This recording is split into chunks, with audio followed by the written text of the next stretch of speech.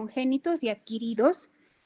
Básicamente nos vamos a enfocar en los trastornos adquiridos y sobre todo en el PTI, pero también vamos a revisar algo de los trastornos congénitos. Entonces los vamos a dividir en dos grupos, las púrpuras. Ustedes saben, ¿no?, que la púrpura es la extravasación de sangre de los vasos sanguíneos a la piel o al subcutáneo. Entonces se van a dividir en dos grupos, las púrpuras trombóticas y las trombocitopénicas, púrpuras trombocitopénicas. Entonces las trombóticas vamos a tener dos tipos, congénitas y adquiridas. Las congénitas tenemos un grupo en las que vemos los trastornos de la adhesión plaquetaria. Ustedes saben que para que se forme, para que se dé el proceso de hemostasia primaria, las plaquetas se unen al endotelio a través del factor von Willebrand. Pero tienen un receptor, que es la glucoproteína o la glicoproteína 1B. Entonces, la deficiencia de esta glicoproteína se va a llamar enfermedad de Bernard-Soulier. Es una enfermedad congénita en la cual vamos a ver trastornos en la hemostasia primaria, sobre todo sangrado cutáneo y mucoso. La otra enfermedad es la enfermedad de von Willebrand. Esta es la coagulopatía congénita más frecuente, el 1% de la población mundial la tiene. Es una enfermedad que se transmite de forma autosómica dominante y se va a dar por una deficiencia cuantitativa o cualitativa del factor von Willebrand. Ya, a ver, vamos a revisar un poco. A ver, el delegado Héctor, ¿me podrías decir qué función tiene el factor de von Willebrand? Héctor. Hola. Héctor. Héctor.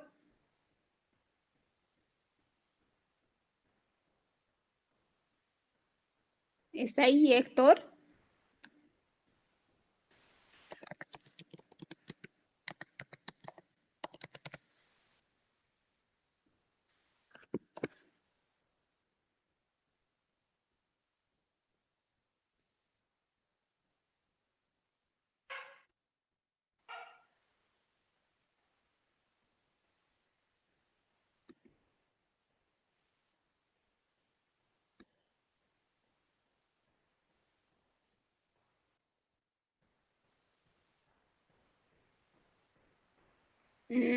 Ya. Entonces le preguntaré a otros de tus compañeros. A ver tú, Eduardo, ¿qué función tiene el factor de von Willebrand?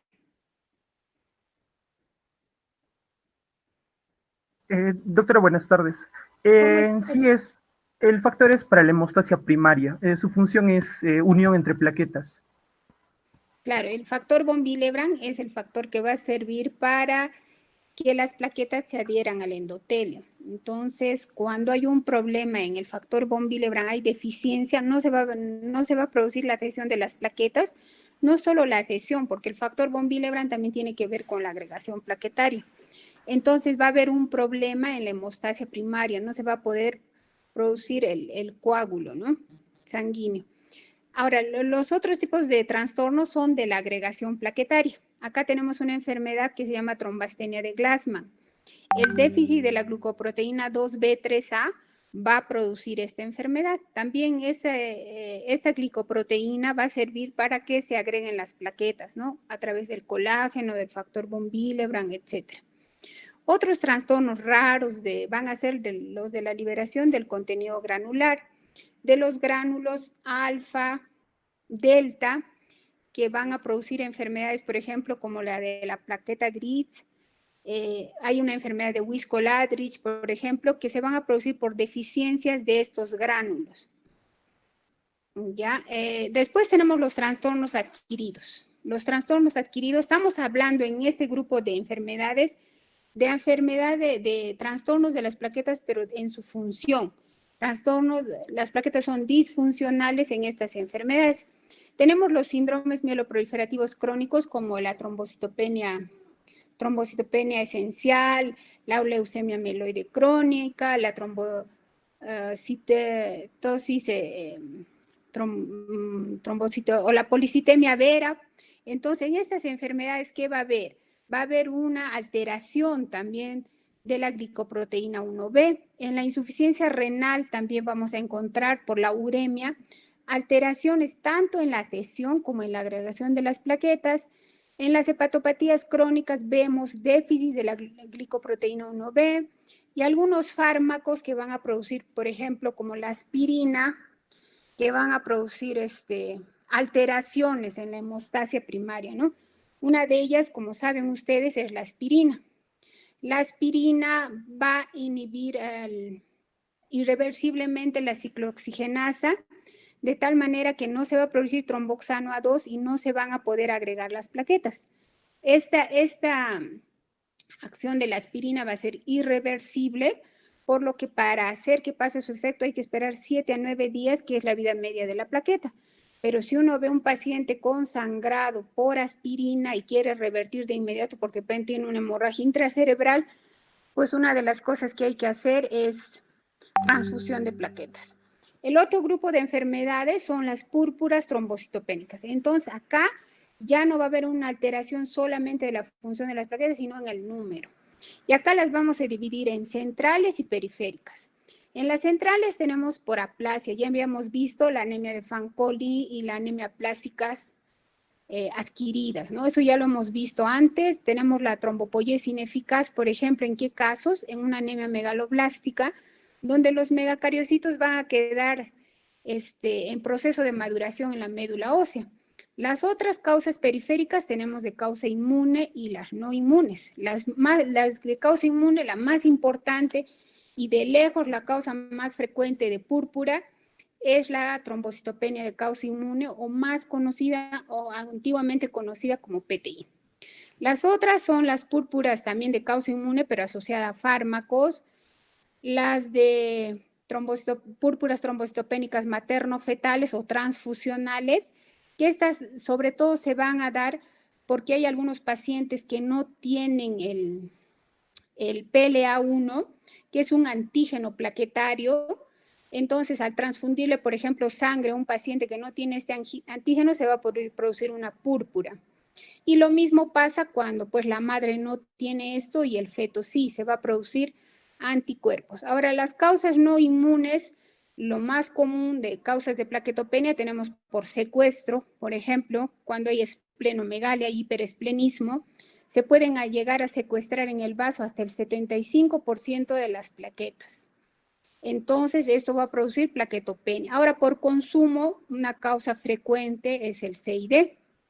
Por destrucción, por ejemplo, tenemos en algunas sepsis, por destrucción directa de las plaquetas.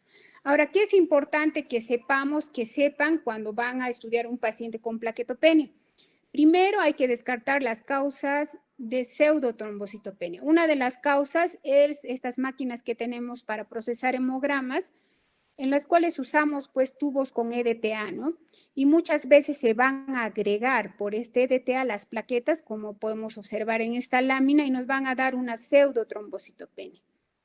Entonces, y otras causas, por ejemplo, tenemos plaquetas gigantes, muchas veces salen a la sangre periférica, plaquetas gigantes, plaquetas que no han madurado. Entonces, las máquinas, estos autoanalizadores, no las cuentan como plaquetas. La otra causa es el satelitismo plaquetario, ¿no? Como podemos ver acá, hay muchas plaquetas que se adhieren a los neutrófilos y nos pueden dar una pseudotrombocitopenia. Entonces, ¿qué tenemos que hacer para verificar si los recuentos realmente son bajos? Pedir una lámina periférica. Entonces, lo primero que tienen que hacer para estudiar una trombocitopenia es solicitar una lámina periférica para verificar si realmente las plaquetas están bajas. Ahora, ¿a qué le llamamos trombocitopenia? Al recuento de plaquetas inferiores a 100,000. A 100,000. A ver, está Wilka, Arons, Wilka. Arons, ¿estás? Presente, doctora. ¿Cuántos son el recuento de plaquetas? Sí, la escucho, doctora. Sí, el recuento de plaquetas normales, ¿nos puedes recordar? ¿Me escucha, doctora? Sí, te escucho. ¿Cuánto es el recuento normal de plaquetas? El recuento normal va desde 250.000 a 400.000, doctora. Para recordar, Va a saber, el depender mucho del recuento, laboratorio. no, el recuento no depende del laboratorio. El recuento va de 150.000 a 450.000. Entonces, como acá estamos viendo plaquetopenia, para llamar trombocitopenia, las plaquetas deben estar por debajo de 100.000, porque se han visto, hay un 2% de la población mundial que tiene plaquetas entre 100.000 y 150.000 y no es patológico. Pero para fines claros que quedemos, el recuento de plaquetas normales es de 150.000 a 450.000. Si está por encima de 450.000 se llama trombocitosis, por debajo de 100.000 recién llamamos trombocitopenia. Entonces, es un punto que tienen que tomar en cuenta. Primero les dije un estudio de lámina periférica para verificar si las plaquetas están bajas.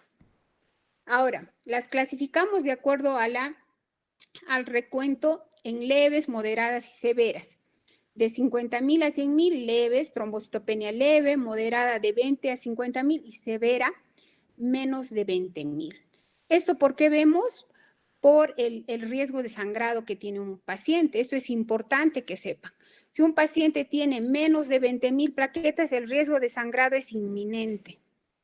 Y si tiene menos de 10.000, el riesgo de sangrado mayor, es decir, en sistema nervioso central, una hemorragia digestiva, hematuria, es mucho más alto, ¿no? En cambio, un paciente si tiene una plaquetopenia leve, probablemente esté asintomático, incluso pueda ser sometido a una cirugía, a una exodoncia. Entonces, tienen que saber el recuento de plaquetas para que ustedes cuando reciban un paciente en emergencia sepan si lo van a mandar a su casa en observación o lo van a mandar pasar a emergencia para estudiarlo, ¿no? Tienen que saber los grados de severidad. Ahora, este es un esquema para que vean cuál es el riesgo de sangrado y de acuerdo al procedimiento a que pueden someter a un paciente. Por ejemplo, hay 3 riesgos: bajo, moderado y alto. Riesgo bajo, si el procedimiento va a ser una intervención sobre órganos no vitales, sitio expuesto y hay una disección limitada. Por ejemplo, una biopsia ganglionar, una extracción dentaria, una extracción de cataratas, etcétera. O procedimientos de laparoscopía. Para estos procedimientos con más de 50.000 plaquetas, pues el paciente puede ser sometido a estos procedimientos de bajo riesgo de sangrado. Si el riesgo de sangrado es moderado, por ejemplo, una intervención sobre órganos vitales, hay una disección profunda o extensa, como una laparotomía, toracotomía, una mastectomía, el recuento de plaquetas igual debe estar sobre 50.000. Esto tienen que saber ustedes porque si van a pedir una exodoncia a un paciente que tiene, por ejemplo, un PTI, pues no le van a poder mandar a odontología con un recuento de plaquetas de 30.000. Tiene que estar por encima de 50.000. Ahora, hay un riesgo de sangrado alto. La hemorragia puede comprometer el resultado quirúrgico, hay complicaciones hemorrágicas frecuentes. Estas cirugías son, por ejemplo, las cirugías de neurocirugía, cirugía oftálmica, bypass cardiopulmonar, cirugías de próstata, cirugía vesical, por ejemplo, una biopsia renal. En esos casos de estos procedimientos o cirugías, las plaquetas tienen que estar sobre 100.000. No se olvide. Ya, ahora vamos a vamos a hablar sobre el tema que es más frecuente, o la enfermedad más frecuente de plaquetas, que es la púrpura trombocitopénica idiopática, antiguamente llamada así, que ahora la conocemos como trombocitopenia inmune primaria. Se sigue manteniendo el nombre de PTI ya, pues porque hemos manejado ese término hace años. Hay 2 tipos de trombocitopenias inmunes. Entonces, como su nombre indica, la trombocitopenia inmune es una enfermedad que se va a producir por anticuerpos antiplaquetarios. Entonces, acá como dice, el mecanismo es inmune y se llama primaria porque no hay una causa. Entonces, el PTI primario va a ser el más frecuente. Ahora tenemos un PTI o trombocitopenia inmune secundaria, que va a ser secundaria a fármacos o enfermedades autoinmunes, por ejemplo, el LES, el VIH, ¿no? Y es importante que sepan diferenciarla o busquen diferenciarlas por el tratamiento. Por ejemplo, si es una plaquetopenia pues de causa inmune primaria, entonces se puede usar anticuerpos monoclonales, por ejemplo, rituximab, el trombopac, etcétera. Pero si es una trombocitopenia por LES, el manejo es de la enfermedad de fondo. Si es por VIH, también es de la enfermedad de fondo. Entonces, por eso es importante distinguirla. Ahora, ya sabemos cuáles son los mecanismos de destrucción de las plaquetas, ya se ha estudiado que están implicados tanto los linfocitos B como los T. Los linfocitos B, como ustedes saben, se encargan de producir anticuerpos y estos se van a adherir a las plaquetas y van a ser fagocitados en el vaso en el sistema mononuclear fagocítico. Ahora, los linfocitos T también se van a encargar de tener un efecto citotóxico directo sobre las plaquetas, pero también van a ser inductores de los linfocitos B de esta producción de anticuerpos, ¿no? Entonces, estos anticuerpos van a ser sobre todo tipo IgG y van a estar dirigidos contra la glicoproteína 1B de las plaquetas, ¿no? Esto es lo mismo. Ahora, ¿qué características tiene una trombocitopenia inmune primaria? Un PTI primario. Primero, que en el hemograma solo vamos a encontrar plaquetopenia. No hay anemia, no hay leucopenia, salvo que el paciente haya sangrado. Pues si el paciente ha tenido una hemorragia digestiva, obviamente tendrá un poco de anemia, ¿no? O una anemia severa. Ahora, en la médula ósea no es necesario hacer el diagnóstico de PTI con un aspirado de médula ósea, pero si es que se hiciera, hay presencia de megacariocitos, bastantes megacariocitos en la médula ósea, pero se ve que hay una deficiencia en la producción de plaquetas. Ahora, también se puede solicitar un examen que se llama autoanticuerpos plaquetarios, pero no es muy específico, por lo que no los solicitamos de rutina. Y ahora, para que sea primario, tenemos que haber excluido todas las causas de plaquetopenia. Y no debe haber esplenomegalia. Si hay esplenomegalia, hay que buscar otra enfermedad. Entonces, para hacer el diagnóstico de PTI primario, bien claro, el diagnóstico es por exclusión. Tienen que descartar otras causas, que no tenga cirrosis, que no tomen medicamentos tipo AINES, que no tenga lupus, que no tenga VIH, etcétera. Tienen que haber pedido un hemograma completo donde solo haya plaquetopenia, una ecografía o tomografía abdominal donde no haya esplenomegalia. Entonces, como ya les había indicado, el 90% de los anticuerpos están dirigidos contra estos complejos. Entonces, va a haber tres tipos de PTI de acuerdo a la evolución. Los agudos son los que duran menos de 3 meses y son los más frecuentes en niños. Acá es importante en PTI o en la trombocitopenia de causa inmune que distingan PTI de un niño, que se llama hasta los 10 años, y PTI del adulto, que se considera por encima de los 10 años, porque van a ser como enfermedades diferentes, que van a tener diferente evolución, diferente tratamiento. Entonces, las agudas duran menos de 3 meses, las persistentes entre 3 y 12 meses, y las crónicas que van a durar más de 12 meses. Entonces, acá, bueno, tenemos una definición de PTI primario o trombocitopenia inmune primaria. Ya hemos visto que la plaquetopenia tiene que ser solamente plaquetopenia en el hemograma, menos de 100,000 plaquetas, y no deben haber causas secundarias. En las secundarias, pues obviamente vamos a encontrar enfermedades asociadas a esta plaquetopenia como el lupus. Y ya habíamos visto las fases de la plaquetopenia, del curso del PTI. Ahora, en un PTI, este es de reciente diagnóstico, que es el usual en los niños o llamado PTI agudo. Es frecuente en niños menores de 10 años, pueden tener un debut agudo, se autolimitan. Sobre todo se van a asociar cómo los llevan los papás de los niños a la emergencia, nos indican que tiene un proceso infeccioso viral, puede ser respiratorio, digestivo, unos días antes y después ha comenzado a tener una púrpura petequial. Y así los llevan por el antecedente de infecciones o de uso de vacunas. Por ejemplo, vacunas para el sarampión, varicela, parotiditis. Entonces, nosotros les solicitamos un hemograma a los niños menores de 10 años y vamos a encontrar plaquetas por debajo de 30,000 usualmente.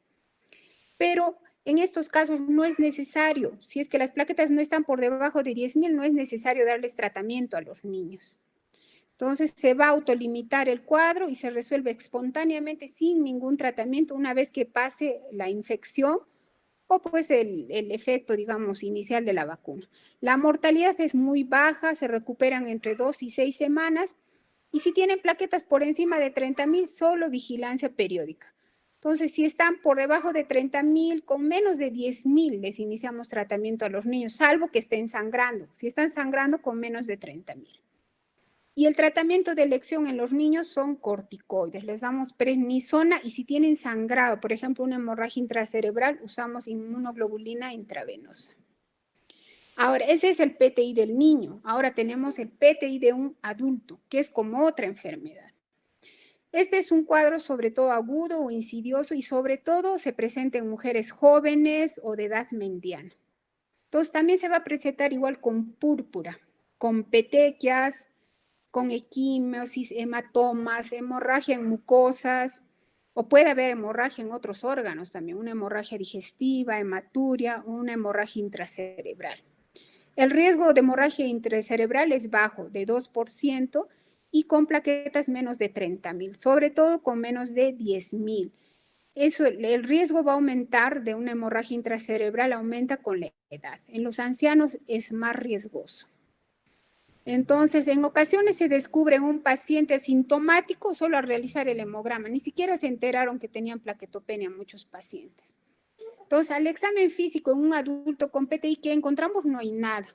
Usualmente pueden, si las plaquetas están por debajo de 30.000, pueden tener petequias, algunas equimosis. Si está por debajo de 10.000, ya tiene una púrpura marcada, equimosis, puede tener gingivorragia, epístasis, etcétera. Ahora, no suele haber esplenomegalia o no hay, y si hay, pues nos hace pensar en otras enfermedades reumatológicas, por ejemplo. Ahora para ver, ¿no? Cómo ustedes pueden saber, digamos, clínicamente un paciente tiene 10.000 plaquetas, tiene 100.000. Si tienen más de 50.000 plaquetas, no hay ningún síntoma. Si tienen entre 30.000 a 50.000, hay hematomas excesivos a un trauma menor, o sea, equimosis, ¿no? A un trauma menor. Entre 10.000 a 30.000 hay petequias y hematomas espontáneos. Sin que se golpeen, comienzan a aparecer. Y con menos de 10.000 hay un gran riesgo de sangrado interno. Obviamente que tienen petequias, equimosis, tienen incluso bulas en la boca, tienen bulas hemorrágicas, tienen ampollas de sangre. Entonces ahí ya uno se puede dar cuenta que sus plaquetas están demasiado bajas. Y eso obviamente es una emergencia. Tienen que ingresar al paciente para tratamiento. Entonces, ¿cómo se hace el diagnóstico de PTI del adulto?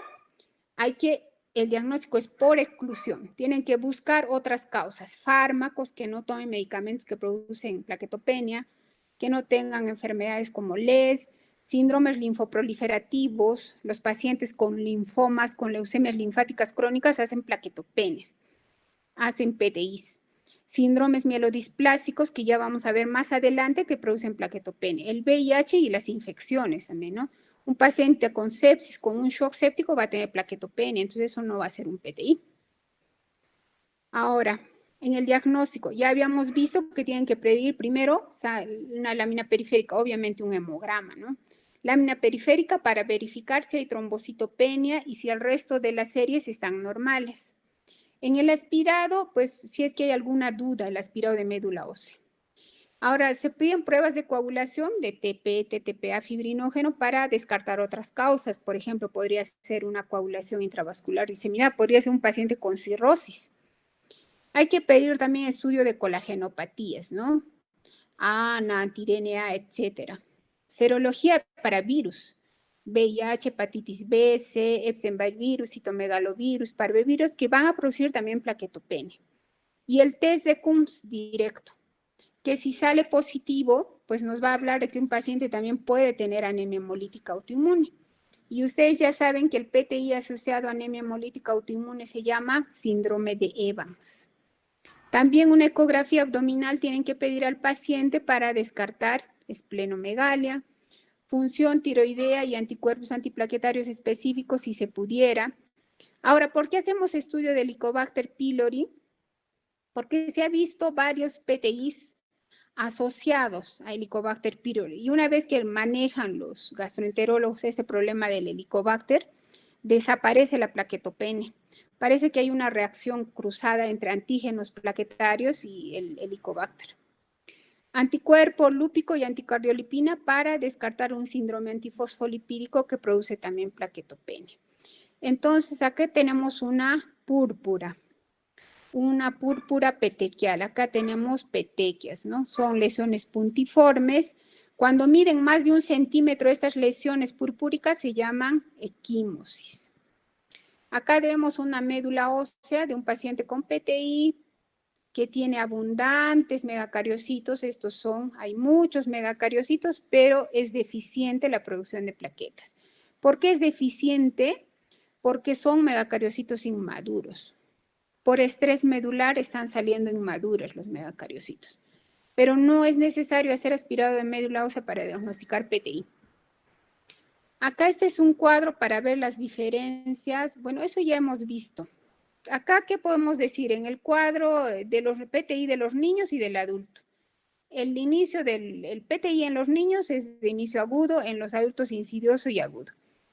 Acá en el sexo, pues en niños es igual en varones y mujeres, y en el PTI del adulto es más frecuente en mujeres en una relación de 3:1.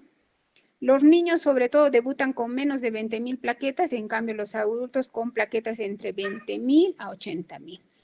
Ahora, ¿cómo va a ser la duración de la trombocitopenia? En los niños va a remitir, en la mayoría. En el PTI del adulto se va a hacer crónico. Rara vez un niño va a tener PTI crónico. Los adultos, la gran mayoría, se vuelve crónica esta enfermedad, es decir, que no la vamos a poder curar. Va a persistir en el tiempo. Por eso es que tenemos varias líneas de tratamiento. Entonces, acá como dice, el tratamiento del PTI del niño ya vimos que remite solo, incluso no necesitan tratamiento. Ahora, del adulto es una enfermedad crónica. No la vamos a poder curar en la gran mayoría de casos. Entonces, en más de 2/3 de los pacientes no se cura. Entonces, ¿qué vamos a hacer? Solamente queremos que los pacientes tengan plaquetas por encima de 30,000. ¿No? Incluso pueden tener las mujeres hijos, pueden hacer su vida normal con plaquetas por encima de 30,000. El tratamiento solo va a estar indicado si es que las plaquetas están por debajo de 30,000 y el tratamiento de elección son los corticoides. Solemos usar prednisona 1 miligramo kilo día o usamos pulsos de dexametasona, muy rara vez metilprednisolona. Y la idea es darles esto, puede ser 2 semanas a 3 y después bajar progresivamente, no podemos usar meses de meses corticoides. La idea de usar los corticoides es que las plaquetas suban a más de 30,000 y que puedan mantener ese recuento sin corticoides. Ahora, el otro tratamiento es la esplenectomía que hacemos cuando los pacientes ya pues repetidas veces, después de 6 meses, 1 año, siguen con corticoides y no se les puede dejar de dar. No pueden mantener recuentos sobre 30,000. Entonces, en este caso hacemos esplenectomía, la indicada es la laparoscópica porque produce menos complicaciones y pues las remisiones son de 69%. El problema es que la remisión con la esplenectomía dura solo unos años, 5 a 10 años y después recaen otra vez los pacientes. Como vuelvo a repetir, es una enfermedad crónica, no se va a curar.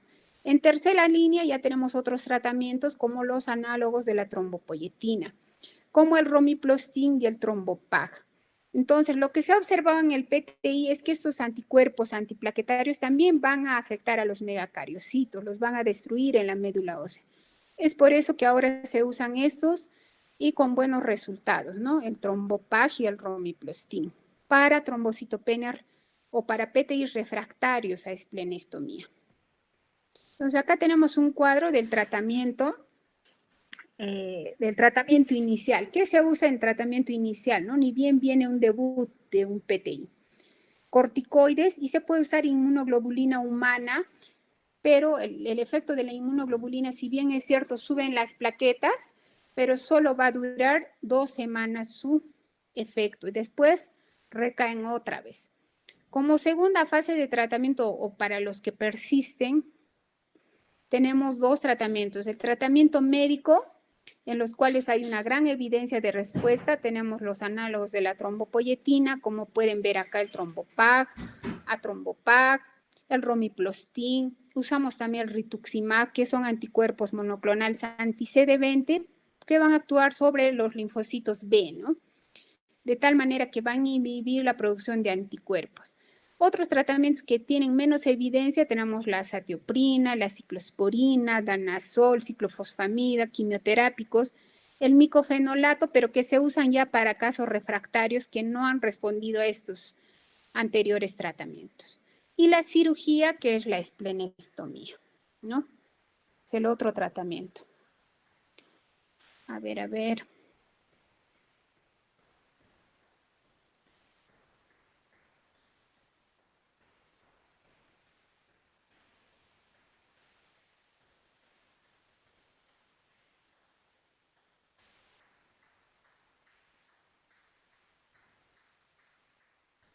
A ver, acá vamos a ver un caso de un paciente con plaquetopenia. ¿Ya está Héctor o sigue ausente? A ver, Alessandra. Doctorita, sí, estoy seleccionando para consulta. Ya, Héctor. A ver, Alessandra, y a ver, a Héctor le preguntaremos. A ver, de este caso, Héctor. A ver, es un caso clínico, tenemos un paciente varón de 68 años y es referido para evaluación porque tiene equimosis principalmente en los antebrazos durante los últimos 3 meses. ¿Qué quisieras saber del paciente? ¿Qué le preguntarías? ¿Qué antecedentes más quisieras saber, Héctor?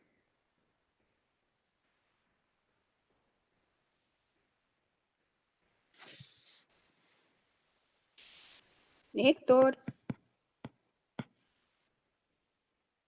Tal vez el paciente está recibiendo terapia y tal vez es... ¿Terapia? ¿Aló, doctorita, me escucha? Sí, te estoy escuchando. ¿Aló? ¿Qué quieres preguntarle ¿Aló, al doctorita, me paciente? escucha? Sí. Es un paciente que tiene 68 años y 3 meses antes comienza a presentar equimosis espontáneas en sus antebrazos. ¿Qué quisiera saber? ¿De qué le quieres preguntar? Quizá el paciente es un cardiópata que está recibiendo anticoagulación, doctorita, es hipertenso, tal vez, ha A ver, sufrido vamos a de... ver acá. Acá te voy a dar más datos. Él restaura autos viejos, dice, como pasatiempo, y cree que el trauma está asociado a este trabajo. Puede que eso le haya causado la equimosis porque él no recuerda haberse lastimado. Como ahora niega que haya tenido epistasis o melena, no tiene otro antecedente, pero sí este paciente es hipertenso y toma IECA. No recibe anticoagulantes, ni aspirina, ni antiagregantes. ¿Qué más quisieras saber en el paciente? Ya tienes esos datos. ¿Qué pensarías? ¿Qué le quisieras pedir? ¿Qué más? Un examen, un hemograma completo, doctorita, para ver también... A ver, te voy a dar otro dato.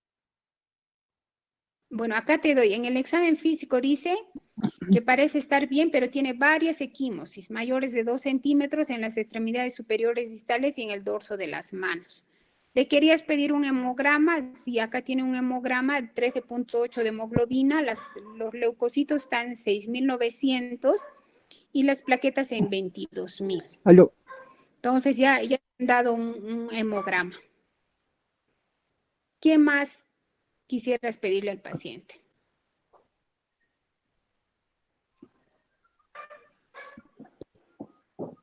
Aló, doctorita, se me está yendo la señal. Aló. Ay, ¿lo ves? ¿No lo ves? Aló, doctorita, se me está yendo. Aló. A ver, vamos a preguntarle a Benjamín Dávalos. Benjamín. Aló, Benjamín. ¿Está Benjamín?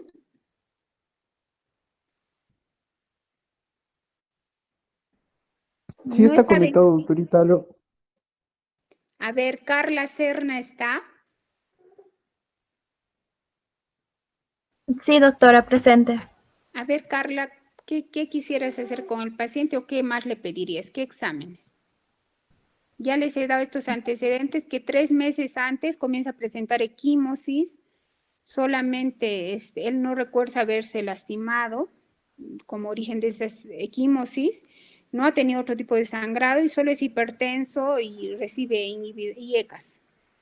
Y pues este es su hemograma. A ver, primero en el hemograma dinos, es un paciente varón, vive a nivel del mar, no vive en altura, tiene 68 años. ¿Qué observas en el hemograma? Tiene 13.8 de hemoglobina, el leucocito 6.900 y 22.000 plaquetas. ¿Qué te llama la atención? ¿Está bien su hemoglobina? La disminución de plaquetas, doctora.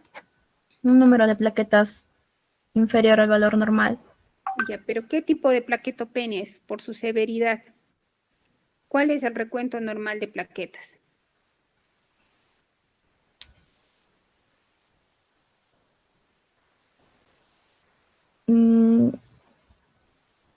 Es de 140 a 450.000, doctora. ¿De cuánto? De 150.000 a 450.000. A ver, otros compañeros. Carlos Daniel, a ver. ¿Está ahí Carlos Daniel? Carlos Daniel. Sí, doctora, presente. A ver, ¿cómo te parecen que están las plaquetas? Tiene 22.000 plaquetas.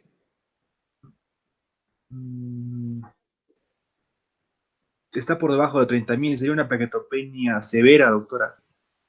Es una plaquetopenia severa. Muy bien. ¿Cómo están los leucocitos? ¿Cuál era el valor, doctora? No. 6.900. ¿No se ve? No, doctora, solo se ve su cámara nada más. No logro ver en mi pantalla la diapositiva. ¿Ahora tampoco? No, doctora. Héctor, ¿no se ve? Ahí. ¿Ahora sí ya la ves? Doctorita, sí se ve, no Logro ver, doctora. se ve, doctorita. Quizá le puede poner No se ve. transmitir pantalla. Presentar pantalla, sí, doctorita, ahí al costadito, presentar pantalla, dice por favor en el. A ver.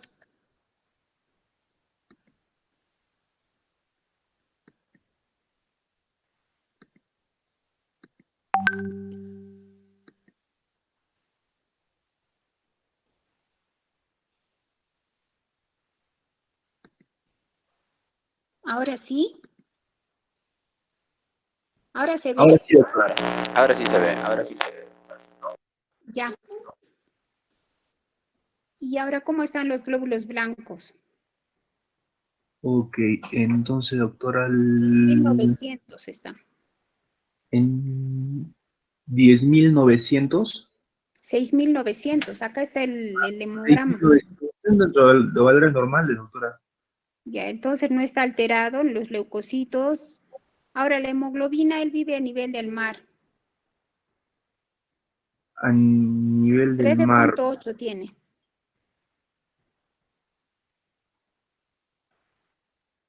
mm, bueno, sería considerado inclusive una anemia leve. Vale. Pero como está a nivel del mar, no vive en altura. Vive a Sí, nivel del mar. sí, 13.8 y tiene 68 años. Lo consideramos como normal. Como normal, lo consideramos. ¿Ya? Ahora, ¿qué